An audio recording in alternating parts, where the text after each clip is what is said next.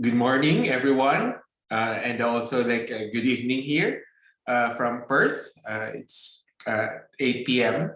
And thank you for coming, especially for my supervisor, Professor James Warren.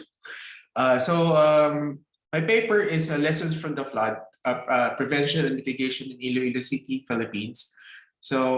This is part of my PhD thesis at Murdoch University. So first, I would like to have the acknowledgement of country. So we acknowledge that Murdoch University is situated in the lands of the Wajok and Benjarib Nongga people, and we pay respects to their enduring and dynamic culture and the leadership of Nongga elders past and present. The Bujar, or the country on which Murdoch University is located, has for thousands of years been a place of learning. We at Murdoch University are proud to continue this long tradition. So for the abstract, so in 2008, the city of Iloilo in central Philippines has been submerged in floodwaters by the rain brought by the Typhoon, Frank, or internationally known as Fengshen. So almost all of its 180 villages were underwater and hundreds of millions of pesos worth of infrastructure was damaged. The horror that this flooding has brought has caused the local and national governments to expedite ongoing flood control projects, as well as develop risk mitigation systems. Ultimately, the city was to receive awards in terms of its efforts in disaster risk mitigation in 2017 and 2018. The road to success was not smooth. So this paper looks at the problems that the city has encountered in its attempt to mitigate the ever-present risk of floods. Although the level of inundation was not as bad as it was in 2008, the city continues to experience minor floods with at least 29 incidents from 2009 to 2019. And based on the recent data, there have been also small flooding incidents in 2020 and in 2021, but that would be another paper. Furthermore, the city's resilience may also be put to the test as the danger of climate change looms ahead. So where is Iloilo City? So Iloilo City is a coastal city in central Philippines facing the Iloilo Strait and the Sulu Sea. So it is part of the Western Visayas region, or what we call as Region 6, and is the capital of the Iloilo province. Although it is a highly urbanized city, so its government is independent of the province. It is also the cultural and economic capital, home to numerous universities and industries in the region. So Iloilo City has a population of 457,626 people as of 2020 and is divided into 80 villages that are grouped into 7 districts. So these districts are cultural historical divisions of the city that used to be independent municipalities and cities. But before the Second World War and during the American colonial period, these cities were joined, or these towns and cities were joined into what would become as Iloilo City, into just one city. And as when the city got its charter, but these are very important sites of activity, as each district has its own park and has its own church and some sort of its own center of activity and culture. So these districts are Haro, La Paz, Lapus, the city proper, Molo, Arevalo, and Mandurriao. So I will be mentioning more of these districts. Okay. So 90% of the city's landmass has an elevation of 2.6 meters above sea level. So it's quite low. And while the remaining 10% has an elevation of 5 meters above sea level. So it's not really it is in low elevation. So it is also traversed by 4 bodies of water, which includes the Haro River, the Iloilo River, and the Batiano River. So the Iloilo River, for example, they say it's not really exactly a river because it has no watershed, but rather it is an estuary. But it is connected to the Haro River by the Dugon Creek. So the Dugon Creek is an important body of water because this is where in its banks you would find the most flood-prone barangays or the most flood-prone villages the city. So the sources for for my paper are mostly news outlets, which luckily have online archives. So Iloilo has at least 3 regular newspapers, and also it's also covered by national dailies. And also I use social media, especially official accounts of the city government and politicians, and also of the city disaster risk management council. So let's go back to this particular flooding event, which I would focus, which is the connected to Typhoon Frank. So Typhoon Frank was in the Philippine area of responsibility from June 18 to June 23, 2008. So there's actually a claim that it's a mistake. There was a mistake in forecasting Typhoon Frank, because it's supposed to go on a more north. Instead of going northwest, it should have gone more of a northeast path. But what happened is that it went northwest, and it passed by through western Visayas and southwestern Luzon. So it was first as a tropical depression, first traced a tropical depression on northwest of Palau on June 17, and was upgraded to a tropical storm on June 19. Okay. And it reached its peak intensity on June 21 and hit the islands in central Philippines. So its highest record rainfall was in Iloilo City, which is 354 millimeters, which is well above the average rainfall. They say it's actually a 100-year rainfall, or a 100-year rainfall event. Because this kind of events only happen every 100 years. So the total deaths for in the Philippines, there are 557 deaths, but of this does not include, however, the 700 plus people who died in a shipwreck in the Visayas, north of Romblon, and there are around 4.7 million people affected, and nearly a million people families affected. So the damage reached 5.9 billion pesos, and 7.5 billion pesos was for the agricultural damages. So what is Iloilo's experience? So the onslaught of Frank was in the evening. Okay, was the evening of June 21, 2008. So there was no early warning for floods, because of course the forecast would say that the typhoon would go more on a more northeastern route rather than northwest.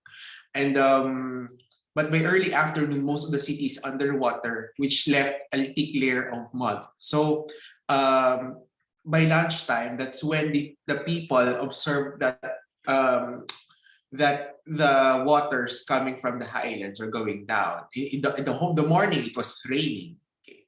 So the city was not prepared for the flood. So there was lack of equipment for rescue. So there are no rescue boats, backhoes, or payloader. So the Philippine Coast Guard tried to get 2 rescue boats, but these 2 rescue boats were damaged even before they would be used. And there's also an existing conflict between volunteer rescue groups who fought over the awards night, an award that happened last year. So there's this gap in coordination between the first responders in the this event. Also, the mayor is not around. The mayor is in a trip abroad. Okay, so the population of Iloilo during that time was 418,710. So all villages are underwater and 21 people died. Nearly a quarter million of persons have been affected. Okay. So, and there's around, in the city of Iloilo alone, there's around 800 million pesos of damage. So, first to respond was the national government. So the national government responded by bringing aid. So the then Vice President Nolly Di Castro arrived in Iloilo together with Senators Manuel Amaro Rojas, Richard Gordon, as well as Social Welfare Secretary Cabral and Health Secretary Francisco Doque. So it was Di Castro who would actually bring the additional rubber boats and order the National Food Authority, which stockpiles the grain, to release to the affected to the flood survivors. So also the energy department was ordered to restore power within 1 week. So aside from the government, there are also interventions from the city government, because when the mayor was able to come back from his trip abroad, he declared a state of calamity on June 23 to access calamity funds, which is around 5% of the total revenue allotment of the city. So he also released, the mayor, Jerry Tremias, also released the memo 466 series of 2008, which discouraged officials from taking official leaves or having additional expenses. So officials of the employees of the government are also made to help in the rehabilitation. So distribution of so there are also 250 temporary employees hired for city cleanup, and then there's a distribution of relief goods and monitoring of prices of basic commodities. Number one commodity that was controlled was purified water, because purified water, when the price of purified water went up by twice or thrice, because there was the water supply became unsafe due to the flooding. And also there's a suspension of increase in real estate tax, and 50%, 5,000 pesos aid to families who lost family members in the flood. So there are public and private donors, like for example the Tanyan Key Foundation, headed by business tycoon Lucio Tan, so which the city received help. So there are also crowd sources or crowdfunding attempts, like the city government opened the donation account to accommodate help from other nations. Like among those who helped were the Italian embassy and the Italian embassy and the French embassy. So there are also help from other organizations and individuals, like foundations. And among them, aside from the TAN, is also the Lopez family, who trace their origins in Iloilo. So national government set 500 million for the rehab of the whole region, and most especially there is the Paglaong Fund, which is I think 8 billion pesos, which was passed as a Senate Bill 04127 of 2008. However, it only reached second reading. Supposedly, Paglaong Fund would not only provide help in the form of relief, but also to jumpstart other activities, as the dredging of the rivers and the creeks to prevent flooding. But while when Fengshen happened, Iloilo was actually was already beginning its flood infrastructure. So it's the Haro Floodway and the Iloilo Esplanade, which is part of the Iloilo Flood Control Project. So both these projects are ongoing, but but the Haro floodway, for example, was first suggested in 1995, but the construction only began in 2006. And one of the reasons for that is that even if it's funded by JICA, the Haro floodway, is that the counterpart funds. There are no the city government and the national government does not have enough counterpart funds. At the same time, the question of resettlement, how to resettle the people that are living along the areas of the floodway, that took a long time. So that's why it took more than a decade for the floodway to be built. And while it was when it was the time of Frank, it was only like 30%. So it's not yet functioning. It's not yet functioning by then.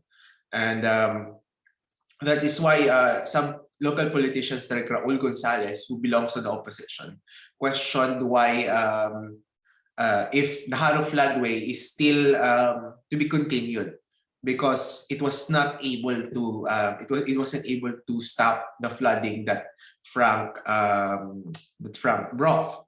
But of course, Haro floodway wasn't even half finished when that happened.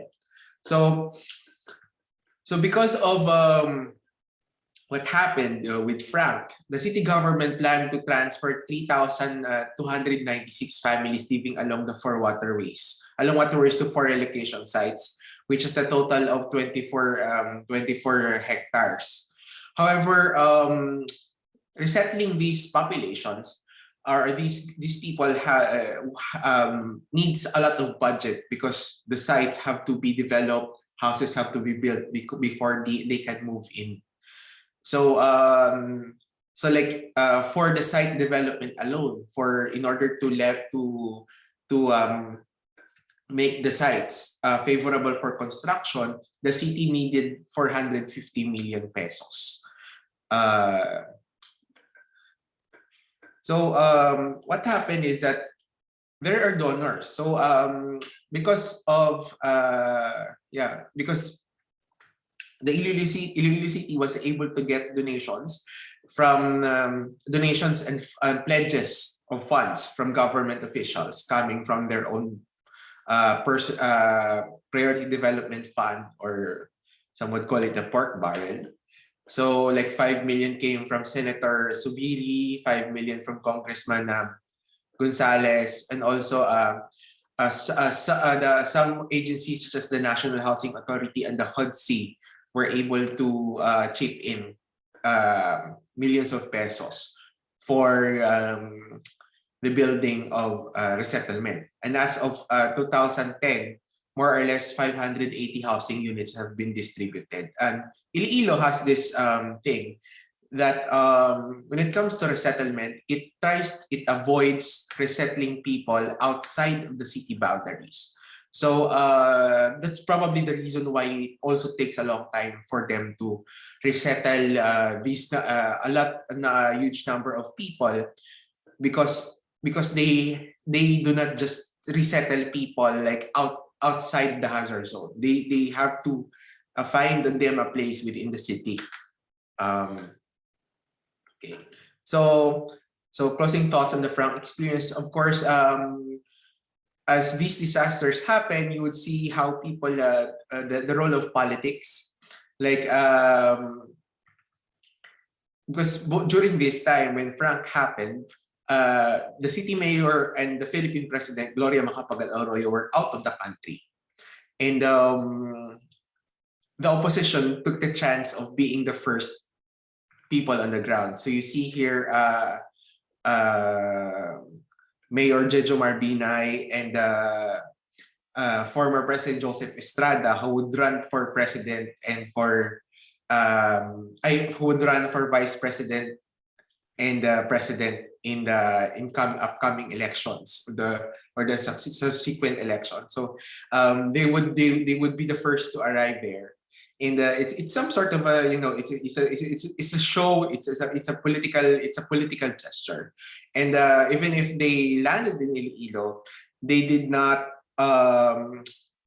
directly connect with the Iloilo government, rather with the mayor of another city, which is their ally, who is their ally.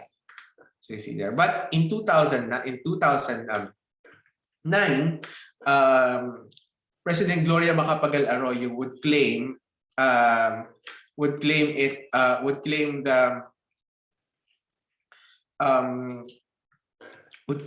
it was part of her, that it was part of her legacy as president, that the Haro flood control project was finished. So the city government also would increase its capacities in responding and in planning in terms of disaster. So so in 2017, it was chosen by a Yokohama-based NGO, CityNet, as a model city. So officials from the city government were sent to Japan for DRRM training, and they were able to create systems, like for example, in identifying high-risk barangays, and also creating livelihood programs for people living in the hazard zone, so that they would be inclined to get resettled. So also in 2019, Iloilo was a national finalist for Gawad Kalasag. So Gawad Kalasag is a competition for local government units in terms of their disaster preparedness. Okay, and also Iloilo, together with my former University of the Philippines, Visayas, had the Flood Resilience Summit in 2020, in the end of 2020. And in this summit, Iloilo signed an agreement with the Iloilo province and the University of the Philippines, Visayas, to commit to research and cooperation in its policies to prevent flooding in the Iloilo province and Iloilo City. So, yeah. So, however, yeah, Iloilo still experiences flooding. So, from 2009 to 2019, there are 29 flooding incidents, and but if you're going to look at it, these flood incidents have always been reckoned or assessed based on the frank experience. So politicians will always say that, or officials will always say that the flood control project was effective because, for example, the amount of rainfall in 2012 flooding by Typhoon Katrina, according to the then Mayor Jed Patrick Mabilog, was more than the amount of rainfall that Frank brought. But the city did not experience the same level of flooding. Therefore, the flood control projects are effective. So it also became a continuous popular reference as an extreme flood experience. So you would see literature, you would see essays, you would see documentaries that deal about Frank, and people would always remember Frank as everyone in Iloilo has a Frank experience. Okay, so this is the the graph of flooding incidents. So the only year that has no recorded flood incident is 2010, because Iloilo experienced a very El Nino, like a very dry El Nino at this time. And also, but in the last few years, there are more flood incidents. Okay, so I think that's all. Thank you very much. Damo ginya salamat, and good morning and good evening. Thank you.